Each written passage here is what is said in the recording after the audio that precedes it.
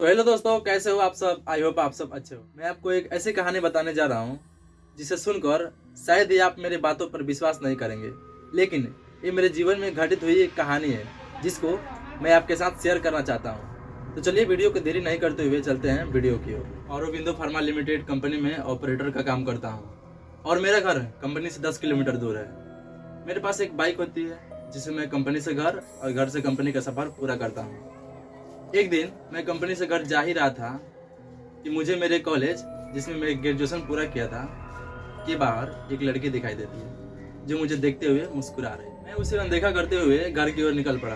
दूसरे दिन फिर मुझे वही लड़की वहाँ पे दिखाई दी जो मुझे देखकर मुस्कुरा रही थी और मैं भी मुस्कुराता हुआ निकल पड़ा, लेकिन वहाँ पे रुकने की कभी कोशिश नहीं की। वो लड़की कई दिनों तक मुझे वहाँ दिखी और अचानक मुझे एक दिन वहाँ पे नहीं दिखी। मैं बेचैन हो गया और उसका पता भी नहीं लगा सकता था क्योंकि उसे बात की थी नहीं। उसे कई दिनों से नहीं देखने से मैं बेचैन हो गया, परेशान हो गया। वो लड़की मुझे वहाँ कई दिनों तक दिखाई दी और अचानक मुझे एक दिन वहाँ नहीं दिखाई दी। मैं बेचैन हो गया, लेकिन मैं उसके बारे में कुछ नहीं जानता था और ना ही कभी उससे बात की थी, इसलिए मैं उसका पता भी नहीं लगा सकता था। कई दिनों से उसको नहीं देखा तो मैं घबरा रहा था, बेचैन हो गया था। कई बार तो मैं कंपनी से जल्दी निकल कर उसका इंतजार भी करता, पर वो मुझे कहीं दिखाई नहीं दी। एक दिन अचानक मेरे मोबाइल पर किसी अनजान नंबर से कॉल आया। मैं फोन उठाया तो एक लड़की बोली। उसने मेरा नाम पूछा और मुझसे बात करने लगी। उसने बताया कि मैं वही लड़की हूँ जिसे तुम रोज बाइक से गुजरते हुए देखा करते थे। मैं आश्चर्यचकित रह गया कि उसके पास मेरा नंबर कहाँ से आया और वो मुझसे बात क्यों करना चाहती है, लेकिन उसकी प्यारी सी बातों में मैं इतना खो गया कि ये सब बातें भूल गया। एक दिन वो मुझे कॉलेज के पास मिलने को बुलाया। अगले दिन मैं और मेरा दोस्त हम दोनों आदमी कॉलेज के पास मिलने को गए। क्योंकि मैं लड़की से कभी अकेला मिला नहीं था, इसलिए मैं घबरा रहा था। मैं और मेरा दोस्त जैसे ही कॉलेज के पास पहुंचे तो वो लड़की हमें कहीं नहीं दिखाई दी। हम उसका काफी इंतजार किए और इंतजार करने के बाद उसको फोन लगाया, लेकिन उसका फोन बंद आ रहा था। मैं फिर से ट्राई किया और उसको फोन लगाया, लेकिन उसका फोन बंद आ रहा था। हम लोग घर की ओर लौट गए और घर के अंदर जाते ही अचानक उसका कॉल आया। मैंने उसको गुस्से से कहा कि हम आपका काफी इंतजार किए, आप क्यों नहीं आई।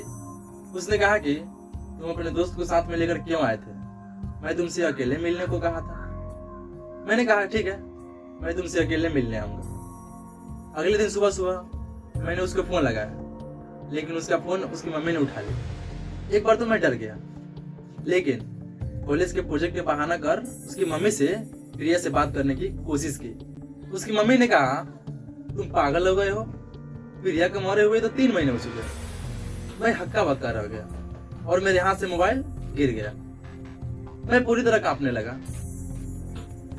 फिर मैं सोचा कि जिस लड़की को मैं देख रहा था, जिससे बात कर रहा था, वो कैसे मर सकती है। मुझे फिर विश्वास नहीं आया। मैं अगले दिन प्रिया की मम्मी को फोन किया और सारी सच्चाई और सारी घटना बताई, लेकिन प्रिया की मम्मी बोली तुम्हें मेरी बात पर विश्वास नहीं है तो मेरे घर आकर देख। प्रिया के घर गया तो देखा कि उसकी फोटो पर माला लगी थी। मैं देखकर आश्चर्यचकित रह गया। मैं सोचा कि जिस लड़की से मैं कल बात कर रहा था, जिसको मैं कल देख रहा था, क्या वो आत्मा है।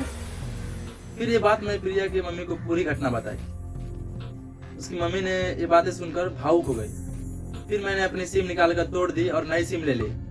कभी कभी नया नंबर से फोन आता है तो मैं सहम जाता हूँ। तो दोस्तों, अगर मेरी कहानी और ये वीडियो आपको अच्छा लगे तो वीडियो को लाइक और शेयर करना ना भूलें।